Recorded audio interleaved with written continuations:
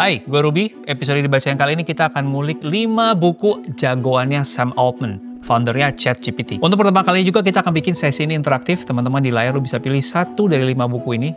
Klik di bagian yang paling menarik buat lo. Gue akan jelasin singkat dulu. Buku pertama, gimana caranya jadi manajer yang disayang sama tim? Auto karir melejit nggak tuh?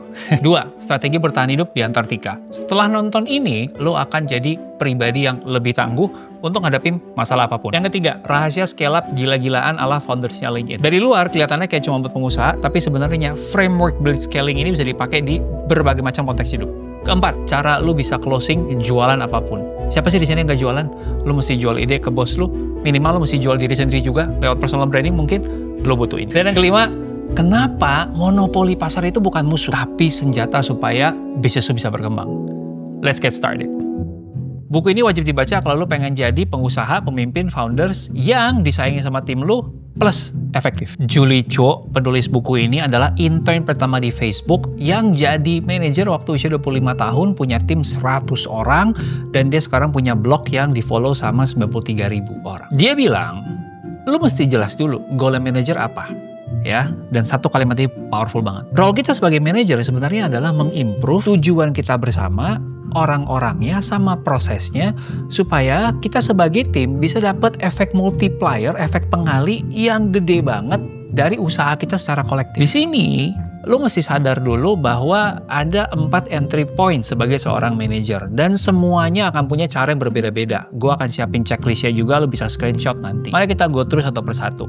Yang pertama, The Apprentice. Lo dipromosikan jadi manajer karena lo sebelumnya di tim yang sama, lalu lo sekarang jadi bosnya teman-teman yang kerja bareng sama lo dulu. Enaknya adalah lu udah paham dinamika timnya, lu udah paham kelemahannya, lu paham kelebihannya, dan biasanya lu udah dapat support dari manajer lu sebelumnya. Tapi tantangannya adalah, gimana ya rasanya? Pasti agak awkward ketika yang tadinya satu level, sekarang lu di atasnya mereka. Bisa jadi attitude mereka berubah. Nah, bisa juga kelemahannya adalah tim lu tuh udah nyaman banget sama cara yang lama gitu ya. Jadi susah kalau melimpetasi cara baru. Cara ngatasinya, lu mengambil peran seperti seorang coach atau seperti seorang pelatih. Lu bisa mulai dengan nomor 1, obrolin career goals dari setiap tim lu.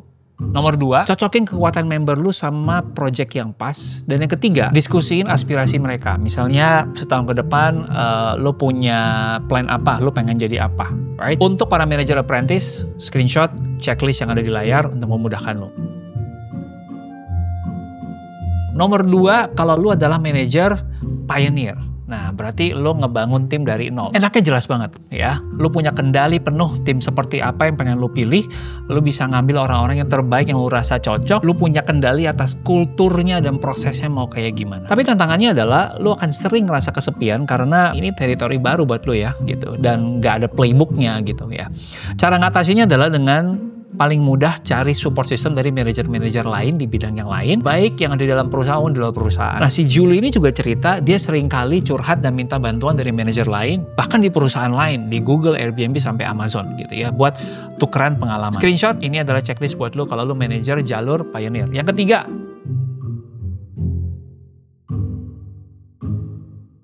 kalau lo manajer jalur the new boss, alias lo mengambil alih tim yang sudah ada, enaknya adalah lo dapet fresh start untuk riset hubungan, untuk riset budaya kerja, dan karena lo orang baru, biasanya tim ini akan lebih bisa kasih lo grace period. Masuk akal lah, dia masih beradaptasi, masuk akal lah, dia masih belajar-belajar, sedikit-sedikit kurang tahu ini banyak tanyanya gitu ya. Jadi wajar. Cuman tantangannya adalah tim ini biasanya sudah punya history kan, sudah punya sejarah bareng, dan sudah punya culture yang udah kebentuk sebelumnya. Dan lu belum tentu langsung ngerti. Kepercayaan mereka ke lu sebagai tim juga nggak langsung otomatis. You have to earn it. Cara ngatasinnya cukup simple, praktekin ya mungkin agak susah ya. Ya, nomor 1, be vulnerable. Akui lu masih baru di posisi itu, ceritain juga kegagalan lu sebelumnya, biar tim bisa ngelihat sisi human atau sisi manusianya lo. Biasanya trust itu akan kebangun lebih cepat. Oke? Buat lo yang dari jalur new boss ini, screenshot dan catat.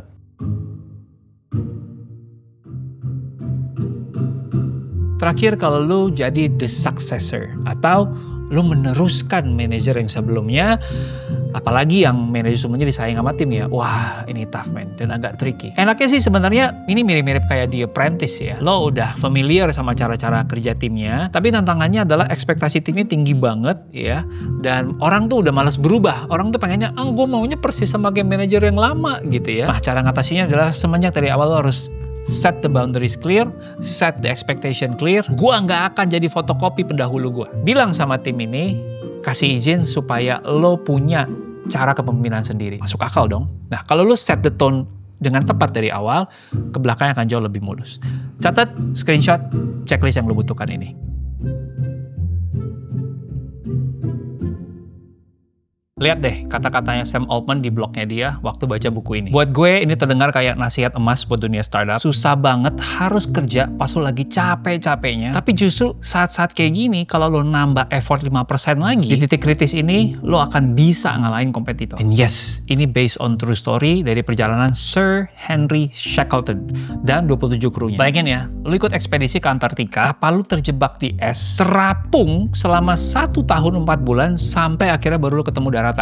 Mampus nggak lo? Kalau gue sih udah nyerah mungkin kali ya. Ini buku yang bakal kepake ketika semua orang lagi ngeraguin ide lo. Atau lu ketemu masalah yang kelihatannya nggak bisa diselesaikan. Momen-momen yang sering dialami sama pengusaha dan startup founders. Kayak foundernya Canva ditolak 100 kali. Foundernya Airbnb waktu dia lagi mencari pendanaan yang pertama kali. Buku ini akan kepake banget. Quotes yang lo perlu catat, by endurance we conquer. Dengan kegigihan kita bisa mengalahkan apapun. 2 hal yang saya lihat dari buku ini. Pertama, lu nggak bisa endure atau bertahan lama tanpa optimisme. Nggak mungkin bisa. Of all the enemies, the cold, the ice, the sea, he feared none more than demoralization. Ini persis banget menurut gua kayak kata-katanya Panji Pragiwaksono. Keris, nggak ada yang sekali tempa. Supaya bisa jadi kayak gitu, dia ditempa berkali-kali. Nah, kita bisa ngerasa tempahan ini adalah sebuah siksaan. Bisa. Dan gua ngerti, I don't blame you. Gua ngajak kita untuk menerima tempahan ini sebagai peluang karena kita tahu kalau kita bertahan ditempa berkali-kali, di akhir tahun ini kita akan mengagumkan. Dan kita sudah mengagumkan. Yang kedua, adaptabilitas. Bayangin lo nggak punya peralatannya, lo kejebak di Antartika, ini yang mereka lakukan untuk bisa bertahan. Pertama, dia bongkar kayu dan kanvas untuk bikin tempat dia berlindung. Yang kedua, dia makan anjing laut sama penguin. Gue penasaran tuh rasanya. Yang paling aneh gue pernah makan sih daging buaya ya. Ketiga, dia bikin baju tambahan, insulasi penghangat, itu pakai sleeping bag yang diutak-atik dan pakai barang-barang sisa supaya tahan sama dingin. Yang keempat, waktu dia nyampe daratan, sekocinya itu dibalik supaya bisa menjadi rumah yang anti angin. Keren men. Manusia itu mengadaptasinya luar biasa. Pakai makanya. Dan ini kuat banget hubungannya sama riset dari Dr. Angela Duckworth yang nulis buku Grit. Orang-orang sukses adalah orang yang punya grit yang tinggi atau kegigihannya tinggi. Kalau Shackleton bilang, by endurance we conquer, kalau kata Angela Duckworth, enthusiasm is common, endurance is rare. Dan rumus Grit ini apa? Passion kali perseverance. Artinya apa? Lo suka, lo seneng, lo pengen ngerjain, itu nggak cukup. Lo butuh daya juang, lo butuh kegigihan yang bisa bertahan panjang untuk mengerjakan tujuan kita walaupun kita sulit.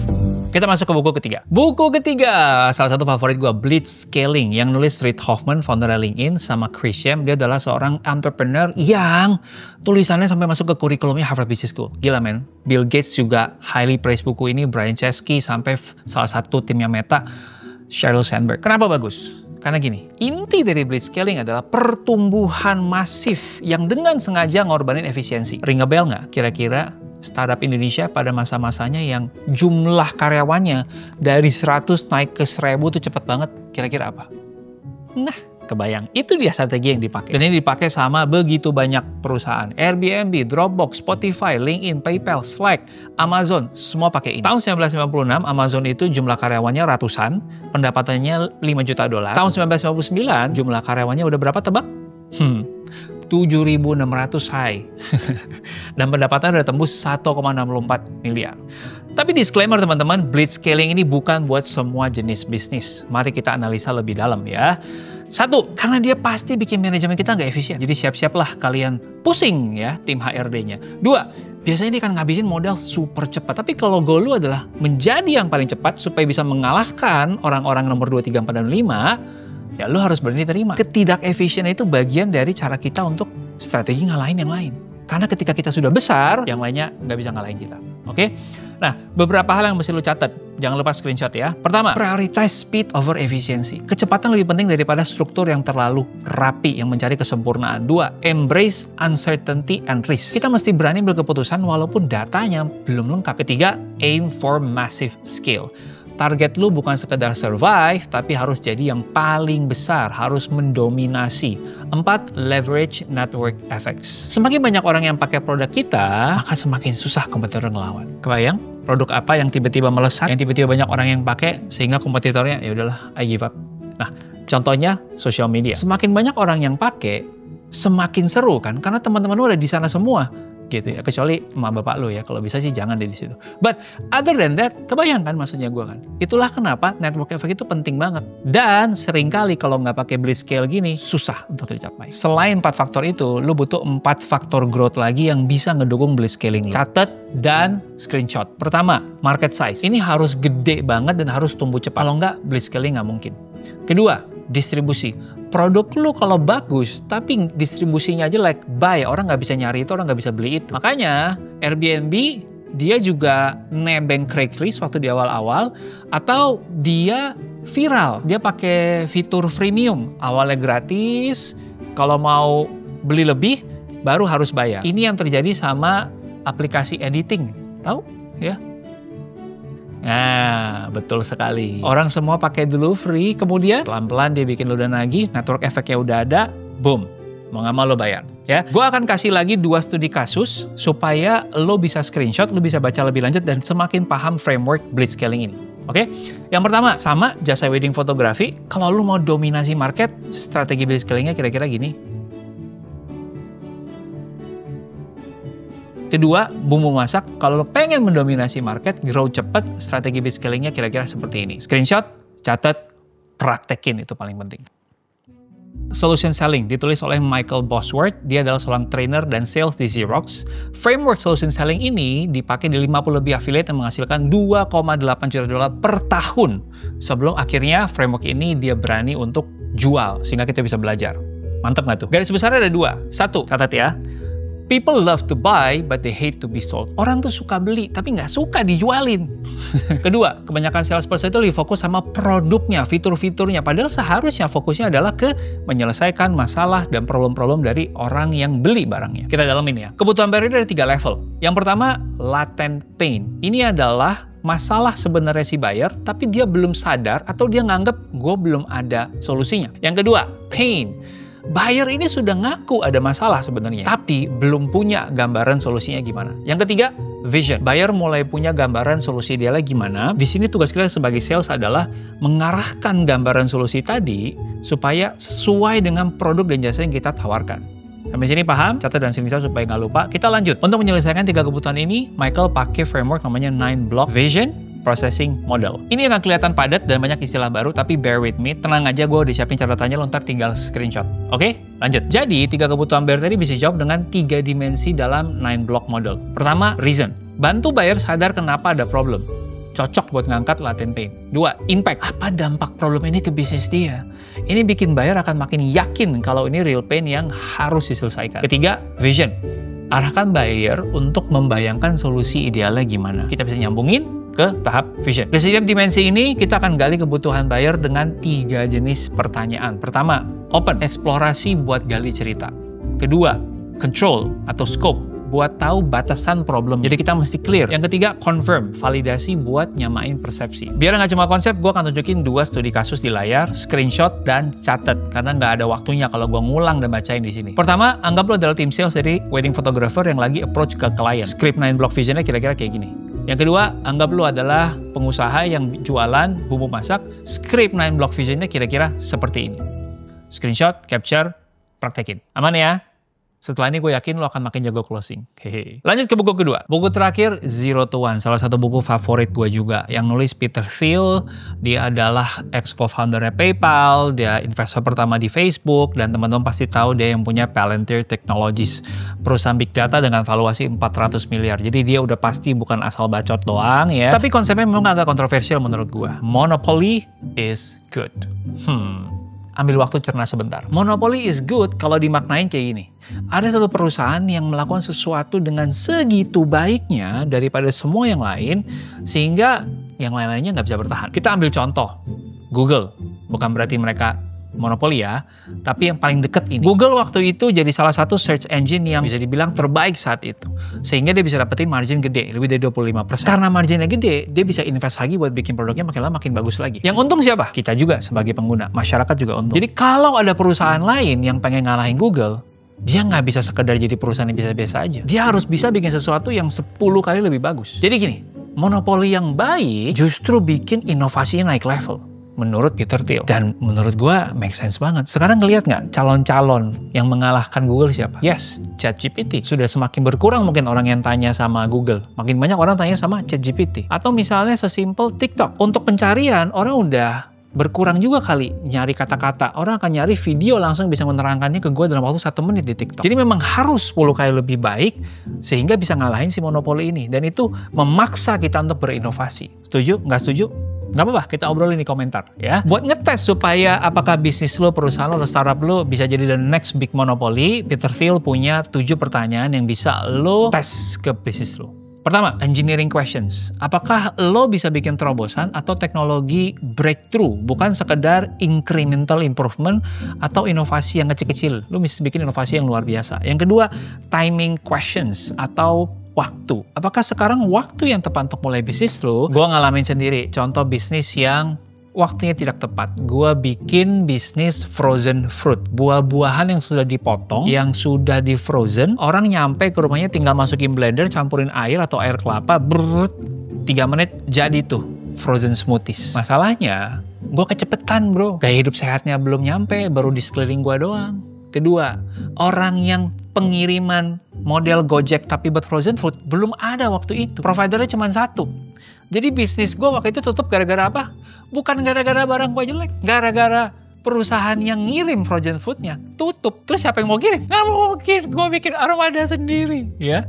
Jadi timing question itu penting banget tanya. Yang ketiga, monopoly questions. Apakah lu bisa punya porsi yang besar di pasar yang kecil? Jadi lebih baik pasar kecil, tapi lu bisa mendominasi, habis itu bisa lu gede. Itu lebih baik kalau menurut Peter Thiel. Yang keempat, people questions. Apakah orang-orang yang lu pilih dan lu masukin ke perusahaan lu itu benar-benar tepat guna? Apakah lu nyari eksekutif yang nggak cuma jago cari modal, tapi juga jago secara teknis? Jangan sampai lu nggak bisa bikin produk yang benar-benar sesuai dengan kebutuhan pasar. Karena kuncinya juga itu kan. Kalau orang nggak butuh, susah. Dan yang kelima, distribution. Produknya lu bisa bikin. Bisa nggak lu nyampe ke tangannya customer? Ingat, bisnis gue tadi yang tutup, distribution problem. Yang keenam, durability questions. Apakah bisnis ini bisa bertahan 10-20 tahun ke depan? Terakhir, secret questions. Apakah lu punya unique insights? Atau orang bilang unfair advantage. Satu insight yang orang lain belum punya. Contohnya gini, gue tuh pernah ngobrol sama satu orang pengusaha yang dia bilang, Rup, gue tuh punya satu teknologi yang bisa bikin air itu ngalir ke dalam aspal. Jadi selama ini aspal itu kan ya bisa jadi banjir karena ya airnya nggak bisa ngerembes ke bawah gitu kan. Jadi genangan gitu. Nah dia bisa punya teknologi aspal yang air bisa ngerembes sehingga mengalir dan mencegah banjir dan segala macam. Dia bilang, saat ini gue lagi melobi gimana caranya supaya keluar sebuah peraturan baru, kebijakan baru. Kalau semua jalan di Indonesia harus bisa ngerembes air ke dalam supaya nggak banjir. Sebuah informasi yang saya tidak punya itu. Dan kalau dia bisa mensahkan kebijakan itu, siapa yang punya aspal dan teknologi itu? Cuman dia doang bro. Kira-kira seperti itu. Tapi sampai sekarang, gue nggak ngeliat aspal itu dipakai sih. Mungkin emang susah ya melobinya ya. Atau memang Indonesia tuh sukanya ya kalau bisa dipersulit ngapain dipermudah. Oke, cukup shades-nya ya. Semoga warna hijau ini saja sudah mewakili perjuangan. Sekarang kita praktek. Misalnya kita pengen bikin aplikasi kesehatan mental untuk menjadi monopoli nomor 1 di Indonesia. Kira-kira ini yang bisa lo lakukan. Screenshot, catat. Semoga jadi pembelajaran buat lo. Supaya 5 buku ini nggak cuma lo like doang, atau cuma komen doang, atau cuma lo catet doang, tapi beneran bisa-bisa ngebantu lo dalam keseharian lo sebagai karyawan pun, sebagai profesional pun, atau sebagai pengusaha. PR-nya adalah ambil salah satu framework dari 5 buku yang gue share tadi, tulis di kolom komentar gimana lo akan mengaplikasikannya dalam keseharian lo. Gue akan cari 3 pemenang, gue akan kirimin buku gue, You Do You, buku yang sudah jadi bestseller dan sekarang udah dibaca lebih dari 60.000 orang. Kerjaan PR-nya ya, siapa tahu Indonesia bisa melahirkan Sam Altman baru. Good luck, semoga lo juga bisa menjadi pembaca yang terbantu hidupnya. Semoga bermanfaat dan salam belajar berkarya berbagi.